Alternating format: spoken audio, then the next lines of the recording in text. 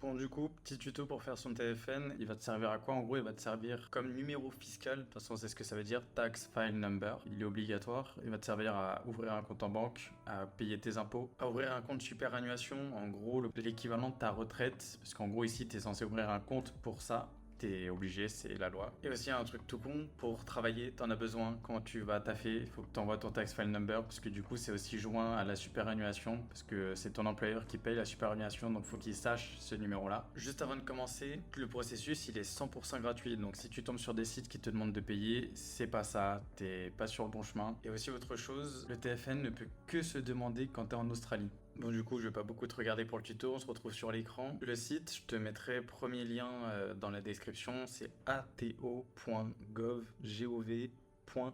Du coup, tu te rends dessus, soit tu mets directement l'URL et basta, enfin bref, tu cliques. Dans la barre de recherche, tu écris juste TFN, hop, premier lien, tax file number, tu cliques direct dessus.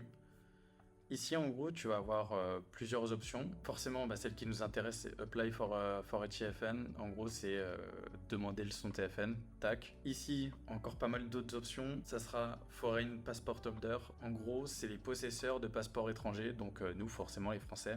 Tu cliques dessus. À savoir, tant que j'y pense, tant que je suis en cours de route. Ici, en gros, il t'explique pas mal de conneries. Si tu veux lire, tu lis. Si tu veux pas lire, bon, hop, next. Apply for HFN. Juste avant de commencer, ici ils vont t'expliquer 2-3 trucs, je te laisse les lire ou pas. Tant que j'y pense, l'interface elle change énormément. Depuis que je suis arrivé il y a 6 mois et demi, il faut que tu saches que l'interface a changé déjà 2 fois, mais c'est toujours les mêmes infos. Donc si c'est plus exactement comme dans la vidéo, c'est toujours à jour, c'est toujours les mêmes trucs qui te demandent. Là je vais rien t'apprendre. Numéro de passeport, pardon. Le pays duquel tu viens, donc France. Ici, have you ever visited Australia before? Donc, est-ce que tu es déjà venu avant en Australie? Donc, normalement, pour la majorité des gens, c'est non. Information personnelle, Mister, pour moi, pour ma part. Pour les dames, c'est Mrs, MS ou Miss, n'importe. En vrai, ça n'a pas trop d'importance. Family name, du coup, ici, nom de famille. Du coup, family name, tu mets ton nom de famille, donc Dupont. First given name, c'est ton premier prénom. Donc, par exemple, Pedro. Bon, ça va pas trop ensemble, Pedro et Dupont, mais bon, on s'en fout. Other given name, ça, c'est important que tu le mettes. En gros, ça va être tes deuxième et ou troisième prénoms. Moi, j'en ai, donc j'ai dû les mettre. Pense à les mettre, vraiment, c'est exactement comme écrit sur ton passeport, tu le mets. Est-ce que t'es connu par d'autres prénoms, genre des pseudonymes reconnus, on va dire? La majorité des gens, c'est non. Date d'anniversaire, je vais rien t'apprendre. Tu mets la tienne. Ici, bon, tu mets ce qui t'amuse. Du coup, mal.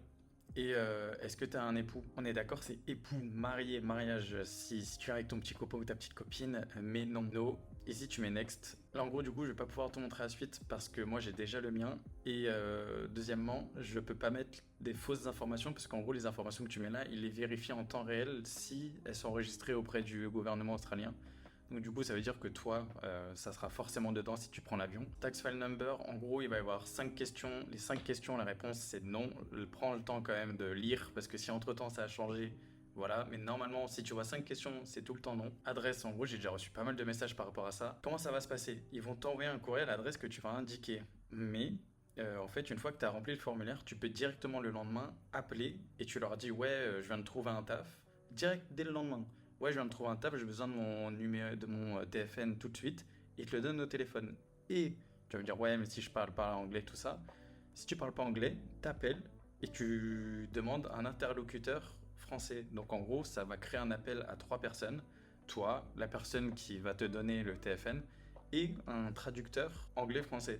J'ai essayé pour voir et ça marche nickel. Du coup, l'adresse que tu mets, en vrai, on s'en fout parce que le papier va être envoyé, mais tu auras le TFN directement. Ce que tu peux faire, c'est juste mettre l'adresse du Airbnb dans lequel tu t'es installé en arrivant. Et sinon, tu mets l'auberge de jeunesse et tu préviens et puis basta. T'appelles, tu le récupères et basta. Quand tu vas rentrer ton adresse, déjà, il faut que ce soit une vraie adresse qui existe. Il va te proposer une petite case, tu la coches et tu passes à suivant. Ensuite, du coup, tu vas arriver dans la case contact. Tu vas devoir mettre ton numéro de téléphone et ton mail.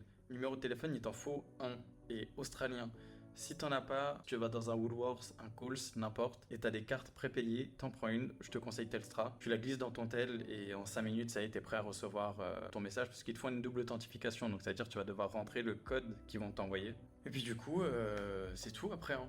Aussi simple que ça.